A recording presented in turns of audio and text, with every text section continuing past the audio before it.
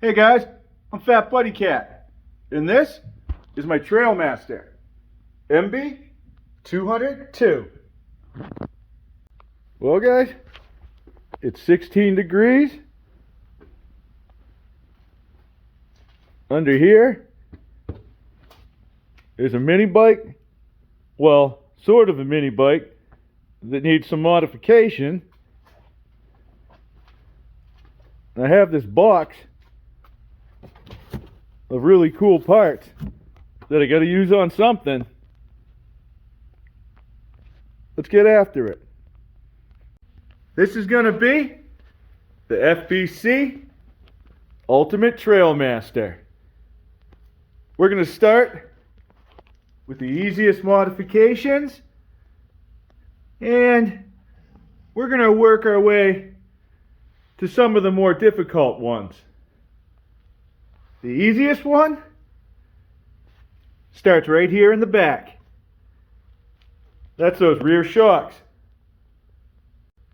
The shocks that we're going to replace them with are these gas cell progressive style from studsracing.com. They have a really nice installation video, and I'm going to go ahead and put a link in the description. In the meantime, I'm going to put these bad boys on. What I will do is give you a comparison. These things, well, they look like old chicken bones compared to these new shocks. They're probably about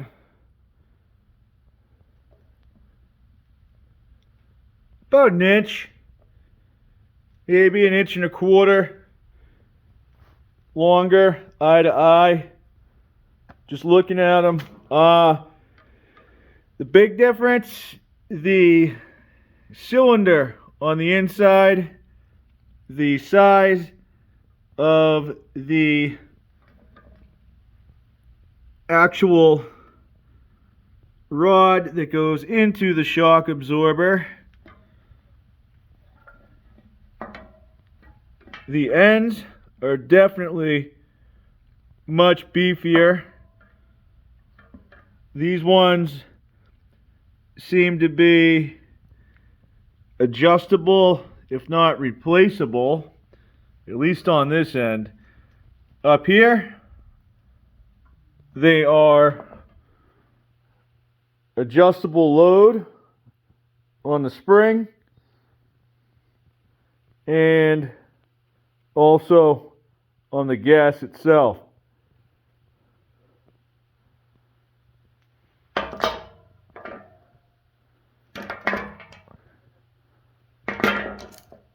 One of these weighs less than two of those. Well, that took all of 5 minutes. All they did, jack it up, take the old shocks off, put one side on the top. I put the bolt through so the shock was just hanging there.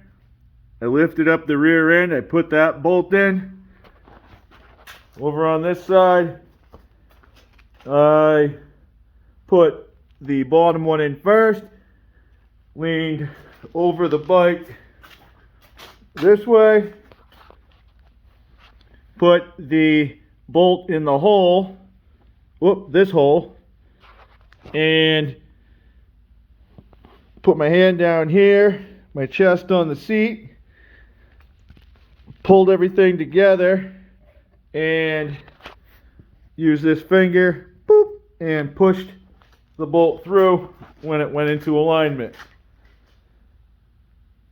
Pretty easy.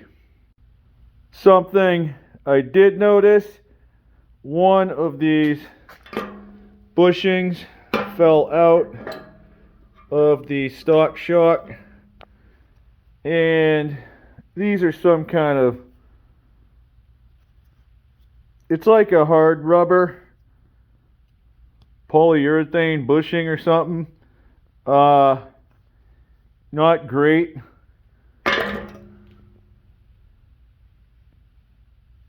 is what it is.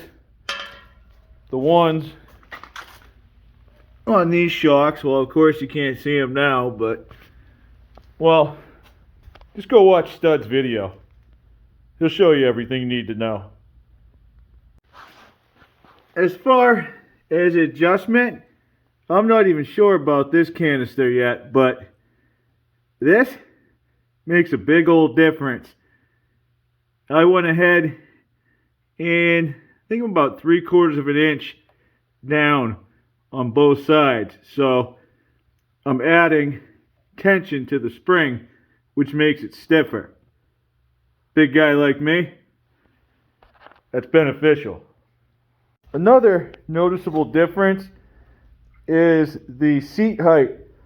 A little bit more lean on the kickstand from the lift, but I'd say overall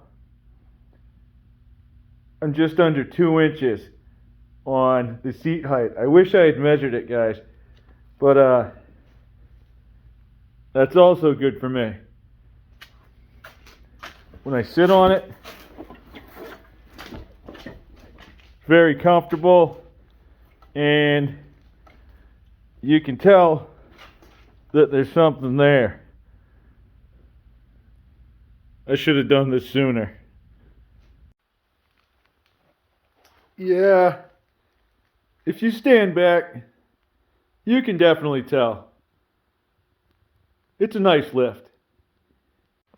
This next part isn't going to be quite as easy, but it's also not real difficult. I have to remove the billet adjustable engine plate. I'm going to be returning this to the factory holes. So, there's a carburetor hooked up to this motor. I hadn't hooked up a satellite kill switch yet. We just have the one on the side of the fan shroud. Easiest thing to do here is to just disconnect my throttle cable and pull the entire motor. Gas tank comes with it. That's why I left it on there. Alright guys, I'm going to try to do this in as few steps as possible. I already have the motor out. I've decided that I'm going to try to keep the stock motor mounts. These were for an adjustable plate. We're not concerned about those right now. I'm probably going to take the chain off and the pulley just to get it out of the way. I'll pull this brake line out of the way and grab Big Herc and commit to chopping the entire foot peg bar right off. Here we are.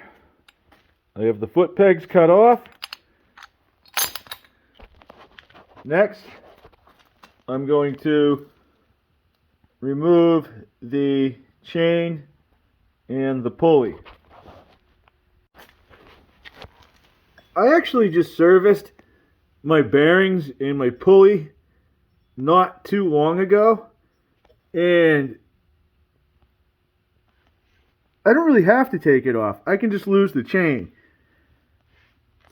This whole cradle section thing is bolted in. I'll get the chain off and flip the bike over for you. Well, usually when this thing's like this, it's because I tried doing something smart like a wheelie. What we're after now is going to be the inside diameter of the main frame. I believe this tube is the same as this one here. We're going to double check anyway. The first thing I did was checked the outside diameter, okay? So I put my caliper on this one, and I got about 1.5 inches, 1.527. I got the same measurement over here on this tube. So, safe to say, those are the same. With this mini bike upside down, I want to explain a change to the game plan. Originally, I was going to do an engine plate that would have virtually connected this end of the frame to this end, creating a rigid structure. Well, in order to do this modification, we have to be able to remove this section of the frame. If this is all welded together, you're not going to be able to do that. If this were an issue or needed repair in the future, I don't want to deal with all of this again. I don't know if you can get just this motor mount section with the stock jack shaft welded to it from the factory somehow, but if you can, I don't want to take that option away either. With that said, we can flip the mini bike back over. Okay, now we're going to try to get the inside measurement, and I'm kissing it right there. Let's see what we got.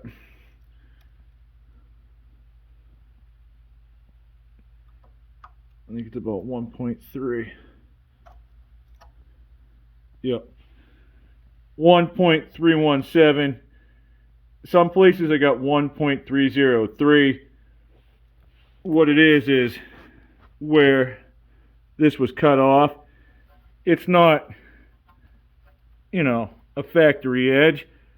So now we have to determine what size piece of steel I can get that has this inside diameter for an outside diameter, or the closest thing to it without going over. Now I'm going to remove my foam bumper pad. After I posted this last night, a few people reached out to me with some really great responses, and a few of them recommended also that I leave this section of the bike alone. We can address this here, and we can also add some lateral supports, meaning we could get some 1-inch stock and literally weld rails in like a ladder. It doesn't add a lot of weight, but it will help the bike structurally. When we put those in, it shouldn't have any effect on this whatsoever. This is the trouble area. They can break down here too. This isn't from normal riding conditions. This is from people racing these on tracks. With that said, the people that race these on tracks know what they want, and that's performance. So we're going to do the same thing. Oh boy. Well, I ran my numbers, and it's looking like either 1 5/16 or 1 inch and 9/32 for my inside tubing. I'm not going to be able to get that locally. I'm going to finish measuring this thing up, get the length I need, and I'm going to place an order for some steel tubing. Next time, we're going to cut this mini bike in half. Because as always, it's a work in progress. Have a good night, guys. Thanks for watching. I'll catch you on the next one.